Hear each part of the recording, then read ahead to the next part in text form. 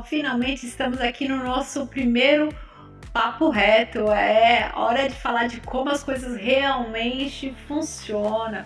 E o que vocês receberam nessa semana foi o primeiro conteúdo falando sobre Prolabore e distribuição de lucro. Por que a gente escolheu primeiro esse tema? Gente, é impressionante, parece que é o que sufoca as empresas a tratar desse assunto sobre as retiradas dos sócios. Então vamos só um pouquinho relembrar aí a parte técnica da coisa. Como é que funciona? Quando eu tenho valores mensais a serem retirados, eles precisam ser fixados e eles precisam ser chamados de prolabores. Tem uma contribuição para o INSS com um percentual aí diferenciado, que é o da folha comum, né? Que é calculado sobre a folha de pagamento. E nós temos também a questão da distribuição de lucro, que está vinculado à questão de quanto a empresa gerou de receita para que possa ser distribuído ao dono ou aos sócios, né? Então, o que acontece quando a gente chega nas empresas e tem algumas retiradas não registradas, né? A gente chega lá na área do financeiro para fazer o levantamento de como está funcionando, até para que é o passo que nós temos para poder entender como a gente vai conseguir ajudar e contribuir com o nosso cliente. E aí geralmente o pessoal do financeiro vai e diz assim: olha, ele paga a fatura da escola, ele paga a fatura do cartão de crédito, né? Os sócios colocam tudo aqui, a gente não tem um controle porque toda hora o sócio fala que está precisando de um valor, transfere para cá, transfere para lá, e enfim, né? Tem essa dor dentro do financeiro sobre esses pagamentos, vamos dizer assim. E quando a gente vai conversar com sócios, ainda nesse momento de diagnóstico, de saber, né, entender um pouco com ele quais são as dores dele, o que precisa ser ajustado, e onde a gente explica que vai fazer todo esse levantamento dos custos e despesas, para que a gente possa entender qual que é o verdadeiro cenário ali financeiro e econômico da empresa, ele já até se antecipa dizendo: olha, você vai encontrar pagamentos, alguns pagamentos que são meus pessoais, porque toda vez que a empresa precisa, eu uso do meu dinheiro, e depois eu preciso que a empresa faça essa reposição, e aí eu dou minhas contas para pagar. Né? Então ele já se antecipa porque ele sabe que a gente vai encontrar essas informações lá. E nessa situação, na verdade, eu chamo que é uma situação real para a maioria das empresas aqui no Brasil, porque são empresas familiares, né? Então, tem culturas diferentes, tem processos diferentes, estão em ambientes diferentes, né? Do que grandes empresas, enfim. E isso precisa ser trabalhado, né, para que não gere nenhum tipo de problema dentro aí de um registro contábil, de um registro financeiro, né? Então, o que a gente precisa fazer, tá, gente? Vamos falar um pouquinho mais agora do branco do preto, tá? O que precisa ser feito? É claro que o valor de Prolabore, de como ele deve ser registrado e como ele deve ser pago, não dá para ficar oscilando. Tá? Então, o que acontece? Você sócio, empresário, precisa fazer o quê? Precisa identificar qual é a sua necessidade de remuneração mensal, né? Claro que isso dentro da ocupação que você tem dentro da empresa, né? Qual a atividade que você executa, essa remuneração ela tem que estar equivalente, né? Então, só que tem empresas, claro, que pelo tamanho nem tem condições para ser equivalentes. Então, dependendo se é um Prolabore, se você está registrando isso como uma retirada de lucros, o que você precisa respeitar é a capacidade financeira da sua empresa, tá? Então, esse é um ponto mais do que importante a você considerar na hora dessa definição, tá? A capacidade. Porque às vezes o que acontece? Você num cargo sobre as atividades que você exerce dentro da empresa, eu seria um diretor comercial, seria, né, equiparado ao mercado, um diretor financeiro, um diretor industrial, né? Então, se eu for para o mercado e olhar qual é a remuneração desses cargos, e às vezes eu posso chegar aí numa remuneração dependendo do porte da empresa, das responsabilidades, numa remuneração que a sua empresa não tem condições de fazer o pagamento. Por mais que você exerça essa atividade, tenha essa responsabilidade dentro da tua empresa, mas ela não tem condições de te remunerar ainda nesse formato que seria aí uma média de salário pago para esse nível, esses cargos no mercado, tá? Então isso você precisa respeitar. E dentro desse limite, fala assim, olha, Elaine, mas eu tenho a questão do Prolabore, que eu tenho uma necessidade, e só que, na verdade, eu só vou colocar metade disso dentro da empresa, porque eu tenho um encargo, enfim, eu prefiro deixar isso aqui como distribuição de lucro, porque na distribuição de lucro eu já paguei imposto pela empresa e eu não preciso fazer esse pagamento com a arrecadação de impostos, sendo a distribuição de lucro, né? Isso falando na lei vigente hoje, na legislação vigente hoje, tá? Então, o que a gente vai fazer, né? Para que não crie nenhuma confusão de custos da pessoa física ou com a pessoa jurídica, tá? Inclusive, tem mais ou menos um mês que eu vi um post de uma pessoa dizendo, uma consultora inclusive, dizendo assim, olha, respondendo uma pergunta, e a pergunta que ela estava respondendo era: como faço para separar as minhas despesas pessoais das despesas da empresa? Eu confesso que para mim ficou engraçado, porque quem está acostumado a fazer isso, na verdade, não faz essa pergunta, né? Porque ele já está acostumado e até o momento deu certo, vai continuar fazendo, né? Então, a gente não para essa separação. Quem é uma organização mais interna dentro da empresa de como fazer isso, do que a mente do sócio, né, do empresário, dizer assim, vou parar de pagar as minhas contas na conta da empresa, né?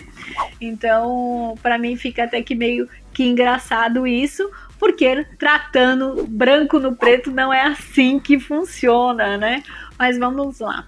E como a gente vai conseguir fazer isso, né? Porque lembrando que, claro, que quando você tem um salário, você se organiza para gastar dentro daquele seu salário. A ideia do Prolabore é para que o empresário tenha essa remuneração mensal no mesmo peso que é o salário. Só que o salário você não consegue ficar alterando, colocando despesa ali. É o que você ganha, ou você vai para o cheque especial, ou você vai tomar uma outra medida de vender um bem, enfim, para fazer uma capitalização de recursos, quando você acaba extrapolando todos os seus recursos, né, de entrada de dinheiro. E aí, no caso de um proprietário, né, de uma empresa, de sócios, e eles sempre estão buscando esse gasto a mais no fundo da empresa. E isso, claro, que não é legal, não é bacana, porque você pode desconstruir um financeiro aí que esteja rentável para operação, contaminando aí, tirando recursos da sua produção, né, do motivo maior da criação da empresa, que é gerar recursos, né? Bom, enfim, como a gente vai fazer isso, né? Nós vamos fazer exatamente o quê? A gente vai criar dentro de um plano contábil, os contadores que agora vão ficar bravos comigo, mas o fato é que a gente precisa tratar a nossa realidade, né? Então não tem o que fazer. Nesse sentido, o que a gente vai fazer? A gente cria um plano de contas, descrevendo lá gastos com os sócios, tá? E lá você pode fazer a classificação, até porque o que às vezes acontece, você fala, olha, Ciclano, você gastou X nesse... Não, é possível que eu tenha gastado tudo isso, que eu tenha retirado tudo isso da empresa. Não, tem alguma coisa errada. E aí você tem que ir lá e fazer todo o levantamento de contas que pagou para demonstrar para o sócio ou para o dono da empresa ali que ele de fato gastou aquele dinheiro que você está dizendo para ele que foi que consumiu no caixa, tá? Então, o que você vai fazer? Você vai criar esse plano, como eu já disse, despesas com os sócios, e aí você pode ir lá e já fazer uma classificação do que geralmente ele paga pela conta da empresa.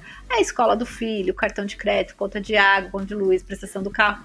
Bom, coloca-se tudo lá classificadinho, que é até uma forma dele controlar e ter a dimensão de como ele está gastando esse dinheiro, tá? Segundo ponto, feito isso, esse grupo, claro que ele não vai para uma conta contábil, não dá para fazer essa administração contabilmente falando dentro das regras de mercado, da legislação hoje vigente, tá? Então você vai ter esse grupo, ele vai se chamar, que é um gasto de grupo gerencial, ele não vai fazer parte da contabilidade, porque se eu afirmar isso daqui, os contadores vão me matar e eles estão com plena razão por conta disso, tá? Então você separou isso e vai vida que segue aí controlando isso. Mas às vezes o que acontece? Esses valores, eles estão muito além do que vai fechar o Prolabore no mês. Por exemplo, o sócio foi lá e gastou escola, cartão de crédito, deu 30 mil reais, tá? Um exemplo. Mas o Prolabore que ele declara, né, por conta de encargos, enfim, ele colocou um Prolabore de 5 mil reais para ele. Ou seja, tem uma diferença de 25 mil do que na hora de você fechar o mês, que você vai jogar aqui, aquela despesa vira um Prolabore, né? Joga lá para a conta de Prolabore. Não, a conta não vai fechar, porque você colocou que ele tem uma Prolabore de 5 mil, né? E você tem 25 mil ainda a ajustar, colocar num plano de uma classificação aí aceitáveis para os registros contábeis, né? Então, o que a gente vai colocando? A gente não tem problema, você vai acumulando isso mensalmente, porque aí a gente ainda tem a questão da distribuição de lucros, que você pode ajustar isso no final do exercício, conforme o resultado, o lucro que a empresa apresentar, essas despesas que já foram pagas, você vai lá e deduz da distribuição de lucro, tá? Mas não é bem assim que não é mesmo a gente fazendo isso, ainda tem situações que ficam fora desse cenário, né?